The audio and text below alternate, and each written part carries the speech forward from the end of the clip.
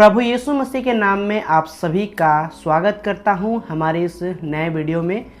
मेरे दोस्त, आज का टॉपिक है, टाइटल है अपने शत्रुओं से प्रेम करो। जब हम इस बातों को सुनते हैं कि अपने शत्रुओं से प्रेम करो तो सचमुच में ये बड़ा कठिन लगता है, बड़ा मुश्किल लगता है।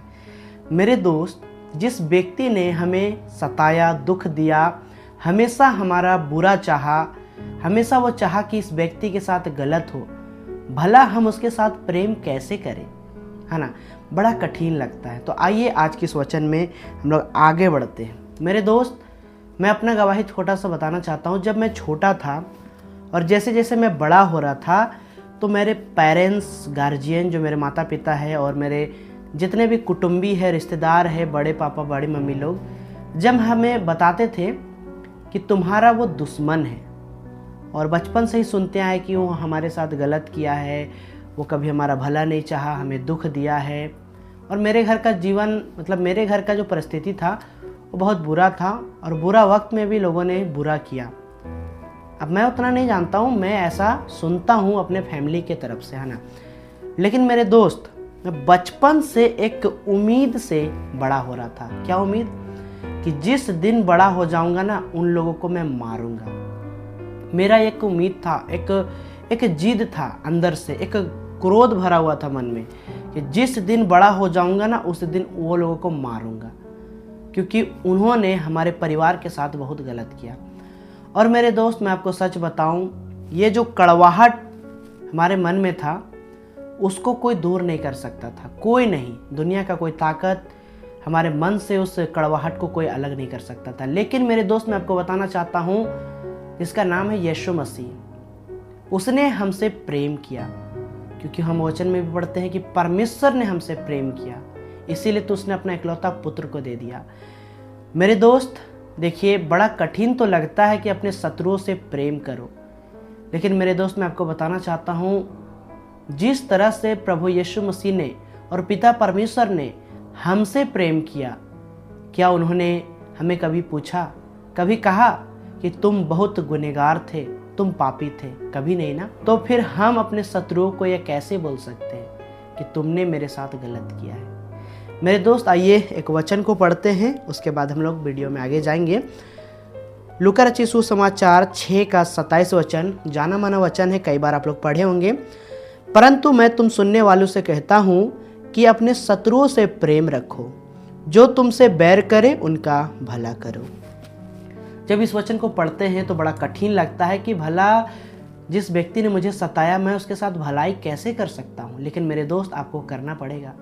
लेकिन ये कोई जोर और ज़बरदस्ती नहीं है। जब आप यीशु मसीह के प्रेम को समझ जाओगे, पिता परमेश्वर के प्रेम को समझ जाओगे, तो ऑटोमेटिक उस शत्रुओं के प्रति आपके मन में प्रेम आ जाएगा। क्यों मेरे दोस्त?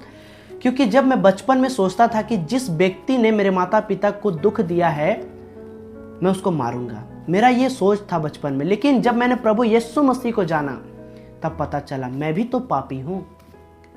मैं अपने जीवन में कब किसी का भलाई चाहा? कभी नहीं। मेरे दोस्त देखिए, हम जितने भी पृथ्वी के लोग हैं, सारे लोग पापी हैं। मेरे दोस्त, वो जो व्यक्ति गलत कर रहा है ना, वो अपने ताकत और बल बुद्धि से नहीं, परंतु जैसा वचन बतलाता है कि शैतान के द्वारा वो अपने मन में क्रोध लाता है, झगड़ा लाता है, ईर्ष्या लाता है, डह लाता है। लेकिन मेरे दोस्त, हम सभी को यीशु मसीह को जानते हैं और हमें प्रेम करना ही पड़ेगा। मेरे दोस्त, यदि आप अपने आप को कहते हो कि मैं प्रभु यीशु मसीह का बेटा और बेटी हूँ, तो आपको इस वचन को मानना पड़ेगा और लागू करना पड़ेगा आपके जीवन में, तभी आपके जीवन में भलाई दिखेगा, वरना आप झूठे ठहरोगे।